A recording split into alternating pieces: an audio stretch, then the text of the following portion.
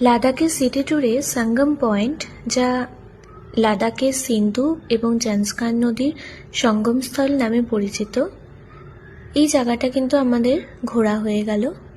এরপর এখান থেকে প্রচুর ফটো আর ভিডিও তোলার পর মার্শালের নির্দেশে তো সব আবার বাইকার্স পরপর লাইনে আমরা চলতে থাকলাম নেক্সট গন্তব্যের দিকে।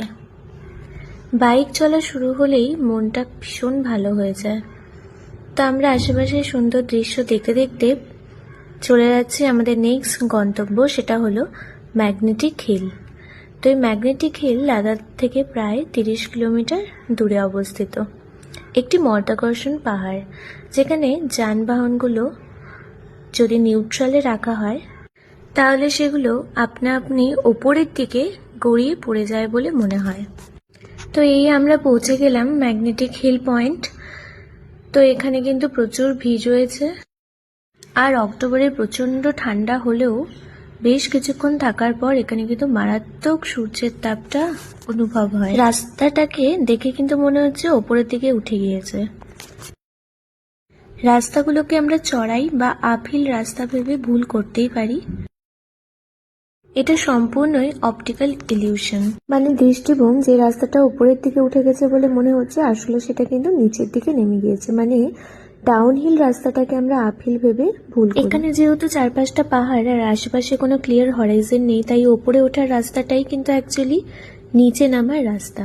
তাই এখানে গাড়িকে যদি নিউট্রালে রাখা হয় সেটা কিন্তু অনায়াসে একাই ওপরের দিকে উঠে যায় বলে মনে হয়। তো যাই হোক, তো এখান থেকে আমরা আবার বেশ কিছু গ্রুপ ফটোগ্রাফি আর সিঙ্গেল কিছু ফটো তুলে নিয়ে আমরা আগে চলছি আমাদের নেক্সট গন্তব্যের দিকে। তো সারাক্ষণ হেলমেট পরে পরে কিন্তু আর ভালো লাগছিল না, তাই একটু হাওয়াটা খেয়ে নিলাম। কিন্তু বাইরে মারাত্মক হাওয়া, এই হেলমেটটাই কিন্তু ভীষণভাবে বাঁচিয়ে রাখে। তো এই ট্যুরের শুরু হওয়ার আগে আমার ভীষণই চিন্তা ছিল যে এই সারাক্ষণ মাথার মধ্যে হেলমেটটা পরে রাখতে হবে, তাহলে তো মাথা পুরো ব্যথাই হয়ে যাবে।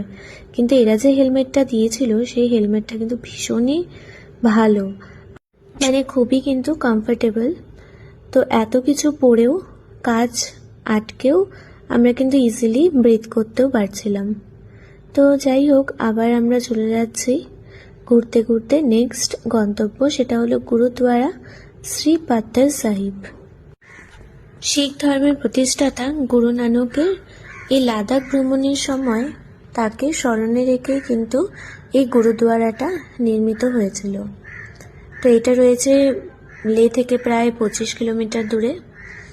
আর এই জায়গাটাও কিন্তু আমরা ঘুরে নিলাম। সম্পূর্ণটা ঘুরতে অনেকটা সময়ও লেগে গিয়েছিল, আর কিছুই এখানে ফটোগ্রাফি করিনি। আর এখান থেকে কিন্তু বেশ কিছু প্রসাদের ব্যবস্থা ছিল, খুব ভালো জল খাওয়ার আর বিশ্রাম